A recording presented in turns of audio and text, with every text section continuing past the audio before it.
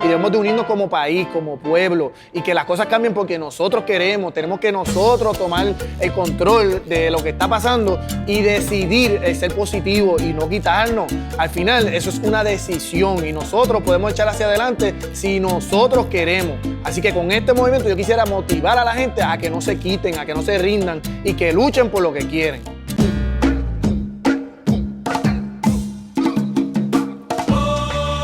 Oye, boricua, despierte y nunca olviden que los que llegan son los que no se quitan. Puerto Rico, yo no me quito. Hay quien piensa que todo está mal, que lo malo está por llegar. Lo dice la prensa, lo comenta la radio. Facebook dice que es la verdad, no te quites.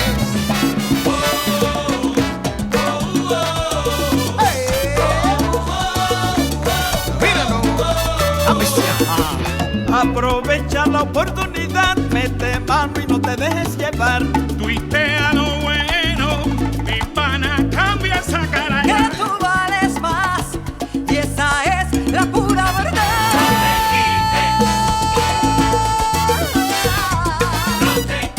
Y este tipo de movimiento, yo creo que la gente los inspira también. O se sienten identificados o empiezan a descubrir que, caramba, yo tampoco me quité. Yo no me quito se convirtió en un espejo de Puerto Rico, en donde se reflejaban las personas que todos los días se levantan para hacer la diferencia. Desde lo que puede ser un policía municipal, a lo que es una madre que perdió un hijo, o una señora de 83 años en un residencial público que decide obtener su diploma de 4º año. Yo no me quito es la esencia de nuestra comunidad. Es el espíritu de nunca darnos por vencidos ante la adversidad, de seguir tratando, de seguir luchando por nuestras metas y de nunca darnos por vencidos. Y eso es lo que yo quiero que mis hijos vean, que uno sigue y sigue y sigue y sigue hasta que lo consigue. A veces vas a conseguir unas cosas bien rápido y a veces te van a tomar un montón de tiempo. Pero uno no se puede dar por vencido, uno tiene que seguir. Y por lo que aprendí de mi familia, lo que he visto con mis amigos atletas y artistas y por mis 4 hijos, yo no me quito. Pasé maltrato, me quitaron mi inocencia a temprana edad. Abusada, que es una de las cosas más dolorosas que yo pasé porque entré en depresión, entré en una crisis de coraje, de dolor, de odio constante con la vida y con todo lo que me rodeaba. Yo le faltaba respeto a todo el mundo, yo no le tenía respeto a nadie, ni tan siquiera a mi tía. Primero yo me mudé con mi tía y después fue con mi abuela. Y estuve 8 meses solamente viviendo con ella porque en su hogar yo no hacía bien, hasta que yo llegué a lo que es el Boys and Girls Club, que ella fue a un campamento de verano a informarse de lo que es el Boys and Girls Club, que le habían dicho como que es un lugar para ayudar a personas que han pasado por situaciones como yo o simplemente un escape. Fue en momentos como que yo digo que trascendió mi vida, que yo dije ya tengo que parar con esta chaliza que soy. Ya este show, ya esto de que soy víctima de todo lo que pase tiene que parar. Yo me encuentro que hay jóvenes que realmente aman ayudar a la comunidad. Jóvenes que se esmeran, habían unas propuestas brutales, habían unas historias que yo decía, wow, este joven está hablando de su historia y mira cómo es su actitud de ver la vida. Y en ese momento fue que en mí despertó la pasión de cambiar como persona y de contribuir a la sociedad. Hay una frase que me encantaría culminar, que es cuando yo gané la competencia de Joven del Año. Yo dije que la vida es un lugar de sembrar y de cosechar. Y es posible cuidar las semillas que nosotros sembramos a pesar de las circunstancias. En un momento dado en cada carrera uno piensa que no pueden más. Ese año no me ha ido muy bien. Estoy pasando por esos momentos difíciles. Estoy pasando por mucha negatividad que me viene a mí. Y trato de pensar que de lo malo se sale de una manera u otra. Tengo que seguir positiva y tengo que seguir creyendo mi sueño. Mi sueño es ser la mejor del mundo. Quizás no lo voy a lograr, pero voy a darme la mejor chance para llegar. Y si al final no se puede, pues por lo menos tenemos la tranquilidad que tratamos de encontrar una solución, que nunca nos rendimos y siempre fuimos positivos. Y ahí hay una victoria. Llegar aquí fue un gran obstáculo. Yo tenía mi finca en el pueblo de San Juan y los diferentes problemas que nos atacan a todos los agricultores, pero todo tiene su solución y hay que ser resiliente. Hay que crear esa conciencia y unirnos como une la agroecología. No tratamos de dividir a agricultores químicos, de agricultores orgánicos, ni agricultores ecológicos. Tratamos de unirnos y educar Y pienso que si tomamos ese vivo ejemplo, cada uno de nosotros en nuestras diferentes profesiones, pues creo que podemos germinar un mejor Puerto Rico. Como siempre he dicho, me fui con un bolsillo lleno de sueños y decidí que no iba a regresar hasta que se hicieran realidad. Y trabajaba de bartender por la noche y por el día atrás estudiaba en la escuela. Yo tenía un acuerdo con los muchachos, con los cocineros.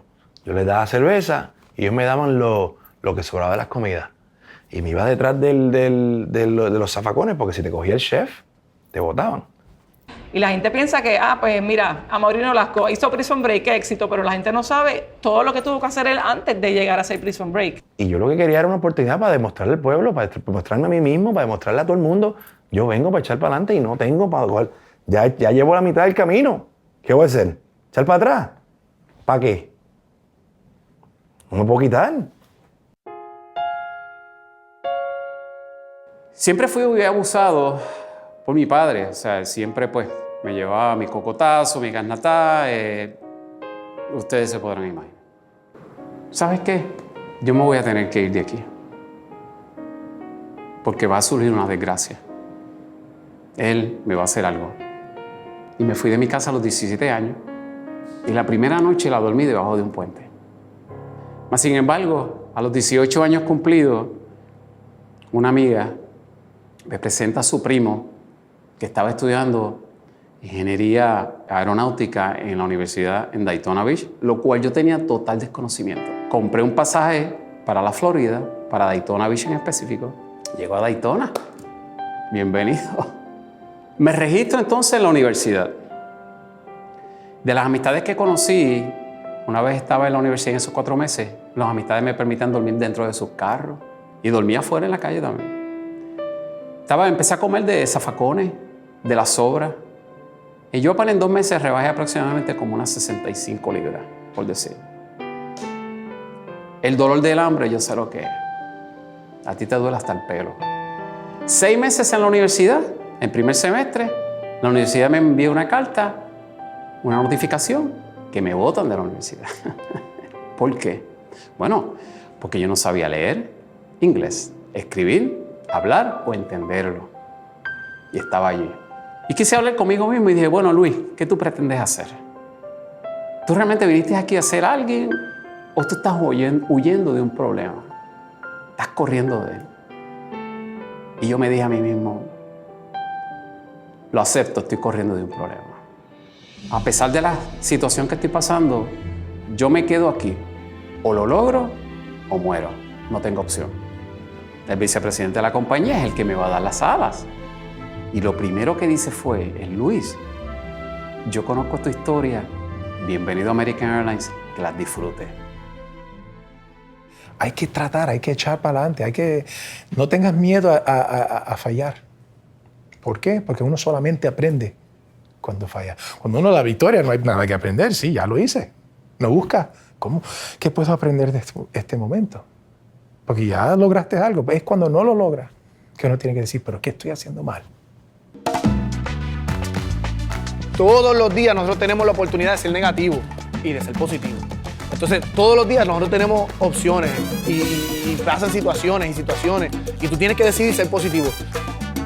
El éxito, que la felicidad, todas esas son cosas que dependen de ti, que tú eres el que sabe si tú eres exitoso o no.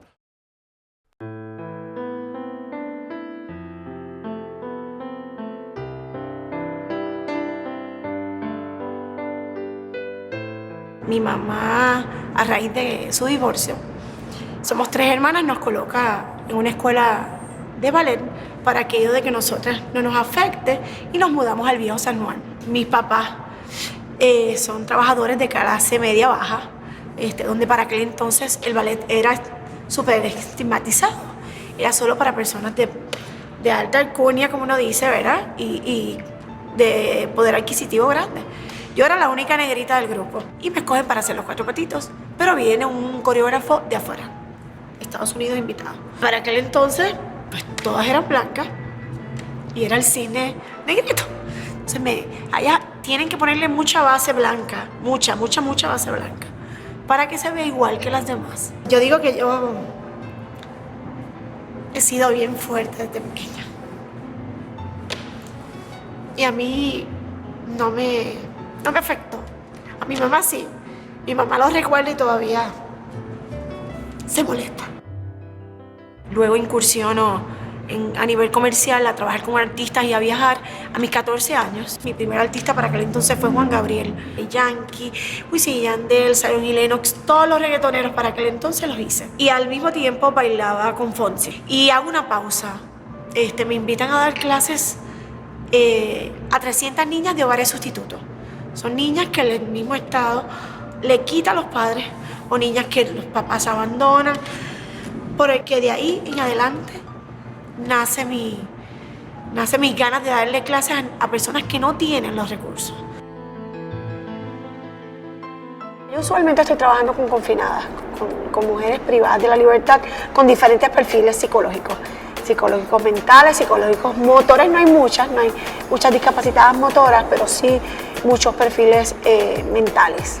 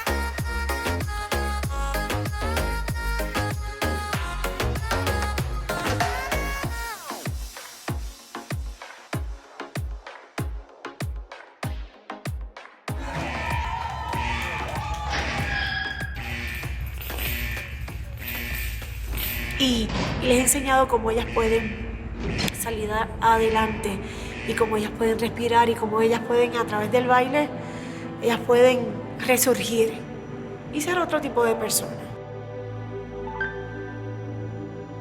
Siempre hay momentos oscuros en el cual tú dices, papá, déjame ver una luz. Solamente hay que tener perseverancia, darle para adelante, darle fuerte y siempre se abre una puerta. Cuando menos, hay veces yo he sabido estar así, con el agua hasta aquí. Y todavía ahora, la gente no va a llegar a tu casa a tocarte la puerta. Mira, aquí tenemos otra. Hay que joderse, hay que irse afuera a buscarse el pan, pero llega.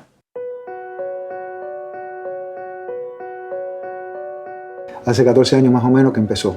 O sea, el primer trasplante fue hace 14 años. Benchmark para un trasplante de corazón que los médicos ponen es entre 9 y 15 años. Es lo que they strive for. El mío me duró 8 años y medio, casi 9 años, el primer trasplante que tuve, que de paso era de una mujer. Es lo único que yo sabía. Te chequean anualmente. Eso fue durante una biopsia. También el mismo médico Javier Jiménez fue el que me dijo, Camilito, tenemos un problema. Y me dice, están atrofiadas las arterias. Yo le dije, bypass. Me dijo, no. ¿Cuál es la solución? Trasplante. Otra vez.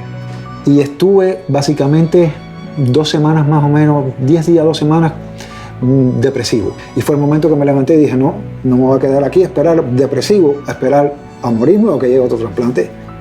Y di la vuelta y empecé otra vez mi vida normal.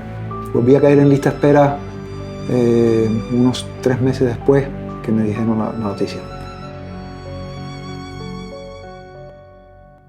Estefano estaba en Bouldering hasta 10º, que en 10º grado decidió irse a Holanda a empezar a estudiar allá en una escuela internacional donde pudiese estar cerca de las Naciones Unidas y hacer lo que él quería hacer, que quería ser dignatario y cambiar el mundo. Pues ya faltaban 5 días para mudarse para Holanda cuando pasa lo del carjacking en Dorado. Pues ese fin de semana era el cumpleaños de mi hija y Ana Isabel había invitado 4 amigas para pasarse el fin de semana en Dorado y era la noche de San Juan y nos fuimos y a mí se me queda mi llave, así que tuve que parar, decirle a mi hija, sube, busca la llave y vuelve y baja. Y en esos momentos de sube y baja, él salió al frente y como a los 10 minutos vuelve a sonar el teléfono, me dice, I am rolling the car. and they're hitting me on the back. Pero cuando ya empieza a decir, me están dando otra vez, tengo miedo, what am I gonna do? Y yo, wow, me tomo como tiempo a entender. Y cuando estaba cayendo como que, bueno, get out of there, ¿sabes? Don't stop, get out of there, do a U-turn. Me decía, no puedo. Y lo próximo que le digo es, give me the license plate number. Porque él ya me había dado la descripción del carro. Y yo todavía no puedo creer que ese niño, bajo la presión que tenía, pudo darme una descripción completa del carro. Y menos puedo creer que me haya dado el license plate number 2 veces corrida antes de que le pegaran el tiro. Un suspiro de miedo. Esas son las últimas palabras que yo tengo en la cabeza mía. Iba como una loca guiando hasta que vimos el carro al otro lado de la carretera, chocado. Y me bajé y fui al carro. Y ya Stefano estaba con la bala en la cabeza. Estaba dormido, así como el cristal. Se veía la cabeza.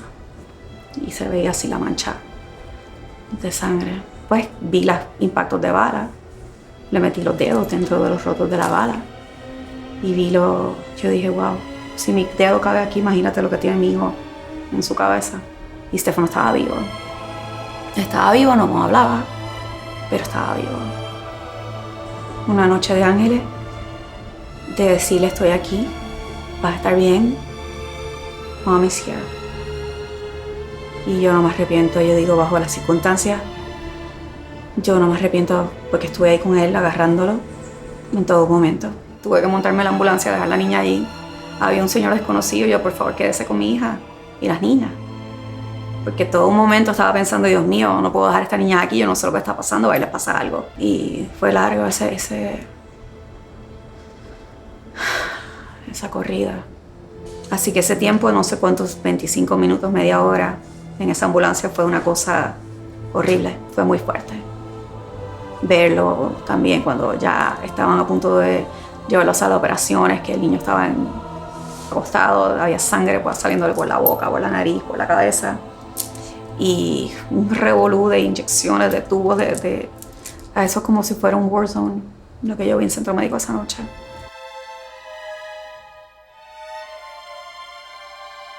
Y ahí pues lo metieron en sala de operaciones y estuvimos esperando. Sale el doctor y dice, bueno, el roto era tan grande que no paraba de sangrar y tuve que meterle el dedo para parar la sangre, el sangrado. Y no pudo hacer nada, así que va a durar de 1 hora a 3 días. Pues en una de las reuniones que tuvimos con los doctores, que nos dijeron que ya le habían hecho todos los exámenes, que había dado positivo para brain test y que ya no se puede hacer más nada. Luego de eso entran las personas de Lifelink a decirme que si yo sabía que él se había registrado como donante de órganos, y yo les dije que no. Y luego de que me lo vuelven a decir, yo le digo, mira, si ese es su último deseo, pues claro que sí lo voy a aceptar de donar sus órganos. A las 3 de la mañana, una noche inesperada, me llama la coordinadora de trasplantes del Miami Jackson Hospital y me dice, Camilo, tenemos un corazón para ti. No sé de dónde viene el corazón ni de quién es el corazón. Yo no volví a mi casa hasta que el niño se lo llevaron para operarlo y sacarle sus órganos. Camilo no estaba ni en la primera lista de urgencia y estaba al final de la segunda, y fue a él que le tocó ese corazón. Yo me entero de quién es mi donante porque me lo dice Luis Enrique. Me lo dijo primero mi hermana que Luis Enrique, el cantante, trabaja en Puerto Rico con Uca Green. Uca Green es íntima amiga de Solimar. Y entonces llegó el momento que Uca le dice a Luis Enrique que el corazón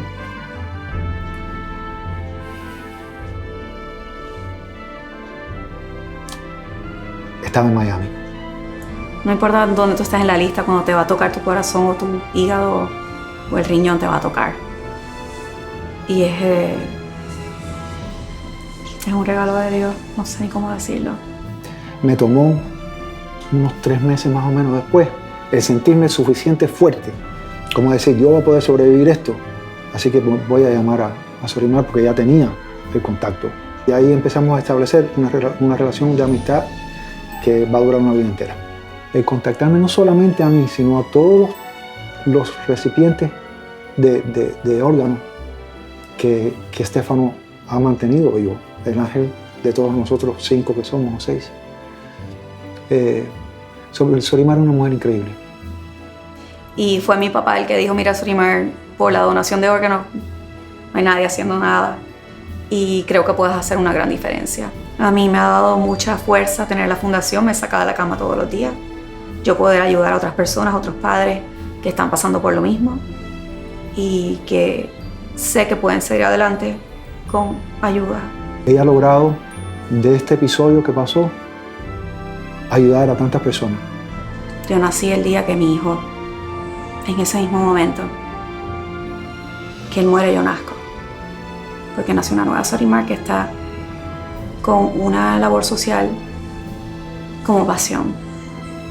Y es hacer una diferencia. Si nos toca a todo el mundo dejar una huella.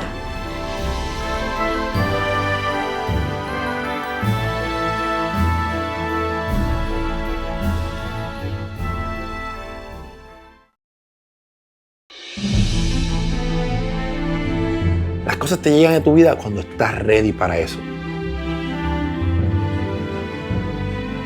Después que me gradué de la Universidad de Puerto Rico, el colegio recinto de Mayagüez, traté de buscar trabajo y no encontraba. Pues decidí hacer esa movilización, ¿no? Mudarme de Puerto Rico a Orlando, Florida. Empecé a trabajar en un car wash, pero entendía que eso no era para mí, pero yo tenía una maestría de Puerto Rico y yo sabía que yo había estudiado y yo merecía el respeto por parte también de Orlando, Florida. Trabajé en un fast food, en un restaurante de comida rápida, y también dije, no, esto no es para mí, estoy aprendiendo un poco más de inglés, me siento un poco más cómoda con el idioma, pero esto no es para mí, así que decidí ir de voluntaria a una escuela superior que se llama Colonial High School. Hablaron conmigo en la escuela porque vieron un potencial en mí. Y vieron la dinámica que yo tenía con los estudiantes y el control de la disciplina y como yo enseñaba. Entonces, en enero obtuve la plaza como maestra, oficialmente maestra de español para Colonial High School. Yo entendía que hacía falta algo para promover la cultura latina. Empecé a desarrollar un grupo que se llamaba Unidos, y ahí en Unidos nosotros hablábamos español y en inglés por primera vez en la historia de Colonial High School, y eso se convirtió en una tradición en Colonial High School por años. Hicimos camisas que decían se habla español, y a veces la persona ni hablaba español, pero tenía una camisa que decía se habla español, era como que eso era estar a la moda, ser latino era algo interesante y divertido. Pero después se convirtió en algo más, se convirtió en la creación de líderes del futuro. Inclusive tuvimos que cambiar el grupo y lo cambiamos a Hispanic Honor Society. Lo hicimos de esta manera porque entendíamos que ahora retábamos al estudiante a tener un mejor promedio. Pues yo fui la primera maestra hispana en el condado de Orange en ser reconocida como maestra del año. Tuve también un premio nacional que se llama Quinn Smith Award. También obtuve un premio estatal, The Magic of Leadership, que es por Macy's. También tuve otro premio que se llama Life Changer Award a nivel nacional. Tuve un premio por parte de la Asociación de Administradores y principales latinos de la Florida, donde me dieron el premio de inspiración. De 900 maestros recomendados para ser parte del Teacher Advisory Council de Melinda and Bill Gates Foundation, solamente ellos escogieron 40 maestros.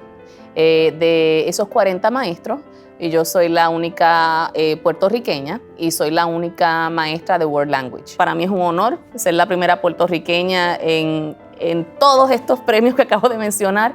Cada vez que nosotros tenemos un logro, lo tenemos en nombre de nuestra patria, que es Puerto Rico. No es hasta que te vas de la isla que la aprendes a quererla más. Mi puertorriqueñidad, mi amor por esta isla ha aumentado cada día más. Orgulloso y fiel a mi sangre, porque aunque yo no nací en Puerto Rico nació en mí.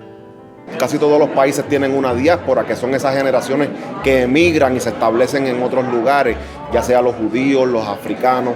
Pues entonces los puertorriqueños también tenemos nuestra diáspora.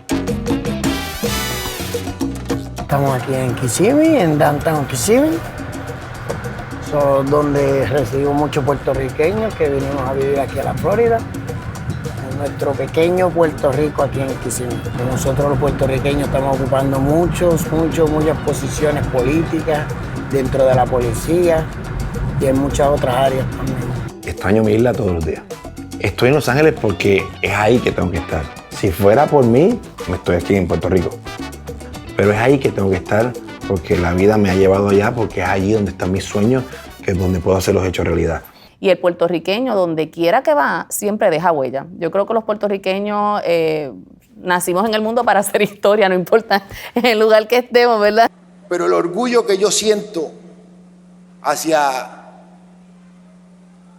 todos los puertorriqueños que viven por todas partes del mundo, que yo admiro y yo respeto. Cada vez que voy a un torneo, sea en China, sea en Europa, sea en Australia, siempre hay boricuas. Así que no importa dónde estés viviendo, si estás en Nueva York o en Argentina o donde sea, siempre hay boricuas ahí. Así que si nosotros tenemos el corazón boricua y no nos importa dónde estemos, porque seguimos representando a nuestra isla con orgullo. Entiendo yo que la puertorriqueñidad no es exclusiva para las personas que se quedan en un país, ¿verdad? O las personas que se mudan a X lugar en específico. Yo entiendo que lo llevamos dentro de nuestro corazón y tratamos de representarlo de la mejor manera con nuestras próximas generaciones. Porque realmente yo soy boricua y yo tengo ese fuego dentro de mí que dice yo soy de Puerto Rico. Unas emociones que tengo que son tan y tan fuertes para este país y estoy dispuesta de luchar hasta el fin del mundo para representar a Puerto Rico y para defender a esta isla tan linda que me ha dado muchas cosas y toda la gente de aquí que me están apoyando día a día. O sea, hago lo que sea por ellos.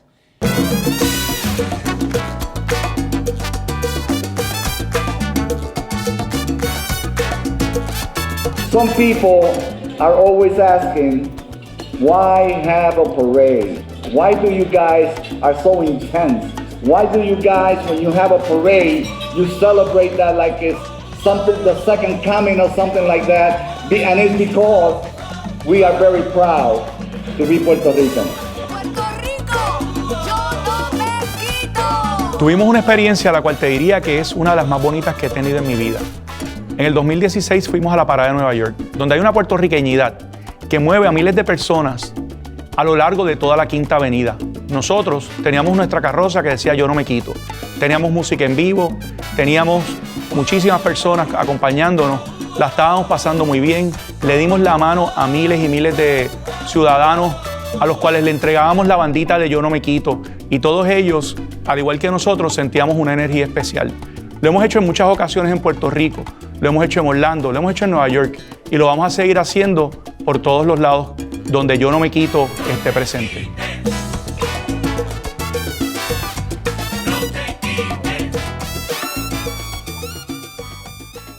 La Fundación Yo No Me Quito, ¿verdad? Y su grupo de voluntarios ha llevado a cabo charlas en escuelas públicas y privadas, donde hemos impactado jóvenes de escuela intermedia hasta superior.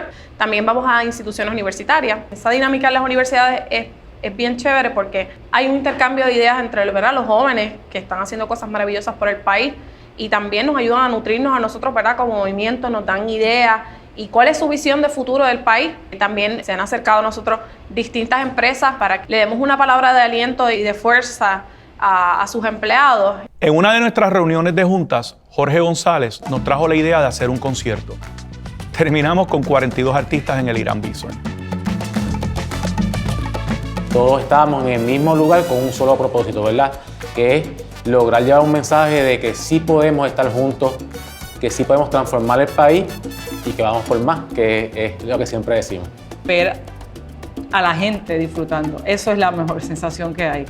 Más importante aún, logramos recaudar fondos para 5 entidades pilares de Puerto Rico: el Boys and Girls Club, Centro Sol y Solina Ferré, Instituto Nueva Escuela, Comité Olímpico de Puerto Rico y SER de Puerto Rico. Estas instituciones impactan a más de 100,000 jóvenes en toda la isla. Pudimos ayudar con nuestra aportación a que estas entidades continúen con la labor tan grande y extraordinaria que están realizando en nuestro país.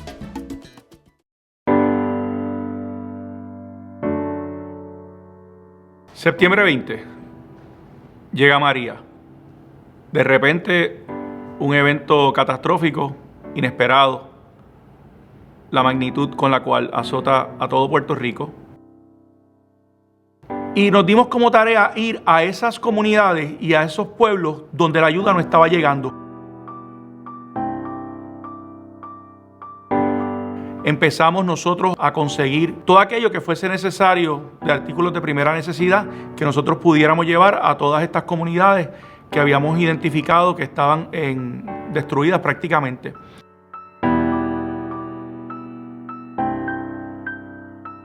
Cuando íbamos a las diferentes comunidades, que íbamos casa a casa, que veíamos personas con unos estados de salud críticos, algunos de ellos entre la vida y la muerte, Sorimar junto a nosotros identificaba estas personas, le daba seguimiento luego de que nosotros nos fuéramos de esa comunidad.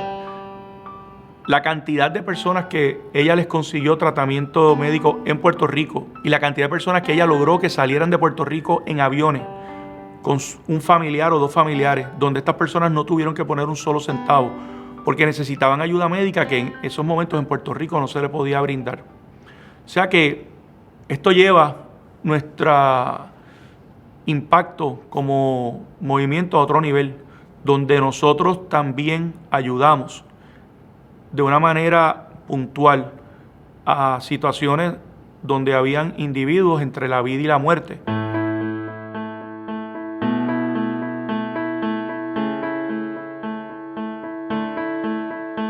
Hay una historia bien interesante en Utuado, donde le llevamos a este señor la oportunidad de seguir viviendo. El señor estaba en un sótano de una casa en construcción. Para accesar a donde estaba el señor había una pared de madera, la cual había que mover. Esa pared era para que los animales no entraran, porque el señor estaba postrado en un matre, prácticamente inconsciente. Ese día con nosotros habían 2 médicos. De inmediato lo atendieron, llamamos a emergencias médicas de Utuado. Llegaron, hicieron el compromiso con nosotros que ciertamente se lo iban a llevar porque esa persona, si hubiera estado ahí unas cuantas horas más, probablemente hubiera muerto.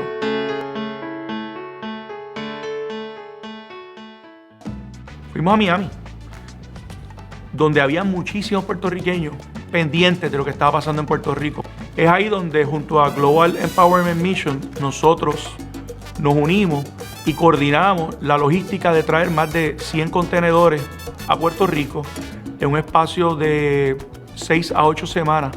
Contenedores que estaban llenos no solamente de agua y de comida, pero de luces solares, de materiales de construcción, de generadores, de equipos de primera necesidad que se han ido repartiendo a través de estas comunidades que se han ido identificando que más las necesitaban. Hay una historia en Barranquita bien impactante y es porque este joven, José Carlos Sánchez, su familia, ayudaron a toda la comunidad a salir hacia adelante. Nosotros estuvimos encerrados aquí 32 horas. Sabíamos que el huracán iba a ser fuerte, pero nunca nos imaginábamos el panorama que nos íbamos a encontrar cuando abrimos las puertas de nuestra casa. Yo esperé que saliera mi mamá y cuando salió mi mamá, salí con ella y ciertamente lo que daba era una angustia gigante. El ver tantos árboles destruidos, absolutamente todas era básicamente como si el cielo y la tierra y los árboles todo estuviera gris. Esos encuentros, cada vez que nos encontrábamos con alguien diferente, mami se encontraba con una de mis tías, eran esos abrazos de estamos bien, estamos vivos, pero mira cómo quedó nuestra comunidad.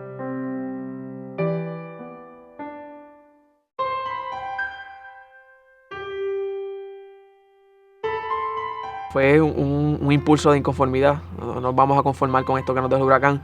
Así que la comunidad en general comenzó a trabajar desde el primer día, a abrir camino y a buscar ayudar a personas que lo necesitaban.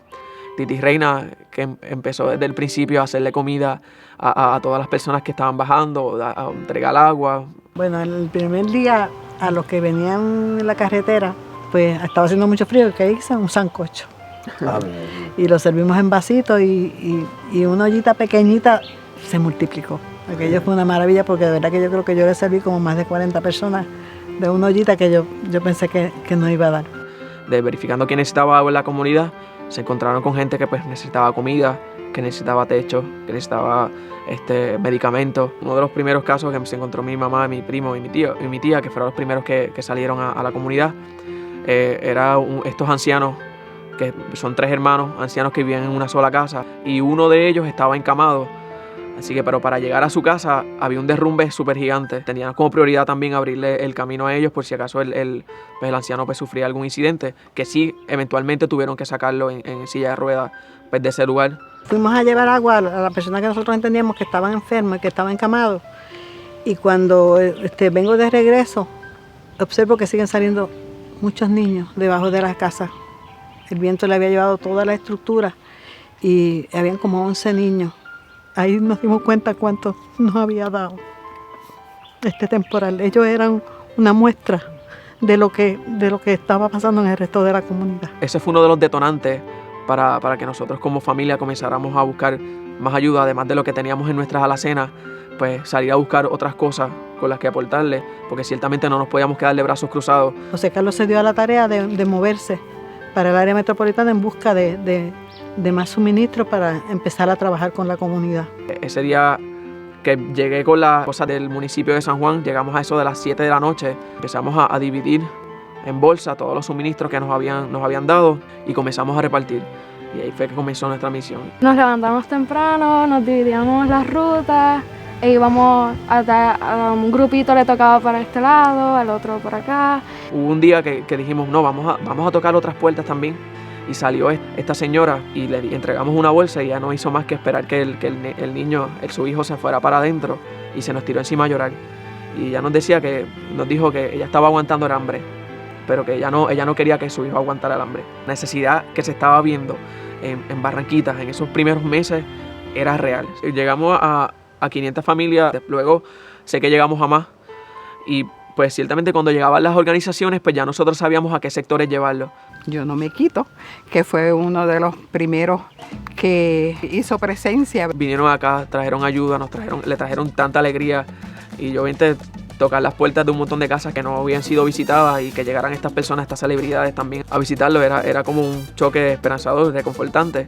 Y baja este señor, solito, mayor, todo sucio, de trabajo, de que estaba fajado trabajando en su casa. Y cuando le damos el sobre de la tarjeta, el abrazo que ese señor me dio, fue como que esos abrazos que te llegan a los huesos, así. Y me emociono porque él estaba fajado en su casa trabajando y la esposa estaba en el pueblo en un hospital y él no podía estar con ella. Y me dice, qué bueno, porque ahora con esto puedo pagar los médicos. Los niños tenían necesidad también de amor, como de seguridad, porque se sentían como se veían las caras inseguras, con miedo, y ellos solo buscaban como un abrazo.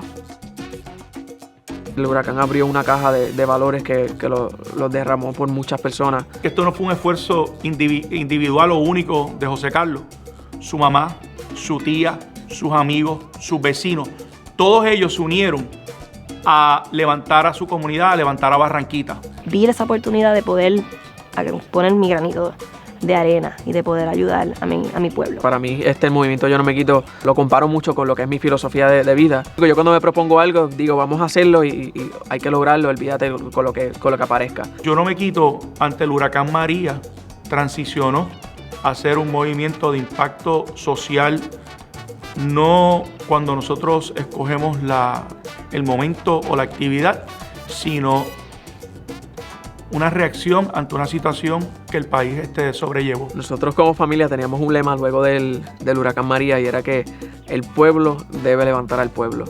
Porque todas las personas que no se cruzaron de brazos y que salieron a trabajar de la manera que pudieran, a ayudarse a ellos y a los demás, se convirtieron en parte del movimiento sin haberlo sabido. Nosotros no nos quitamos.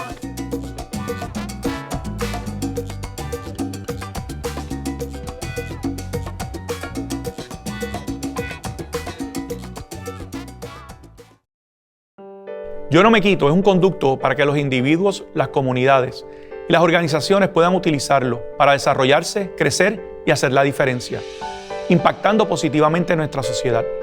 Queremos lograr que más personas vean y se den cuenta de que está en cada uno de nosotros lograr lo que querramos en nuestras vidas.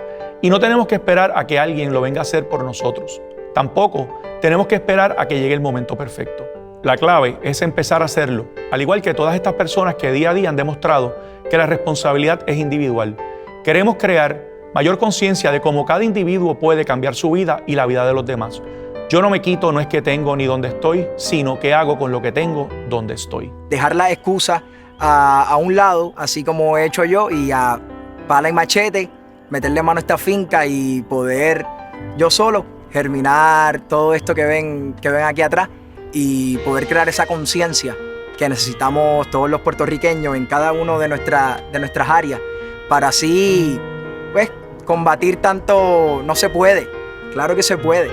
Como ese agricultor o ese operario de fábrica o ese billetero o ese señor con una pequeña empresa que era un colmadito, que es el colmadito del barrio, levantó los hijos, levantó su familia, los mandó a estudiar.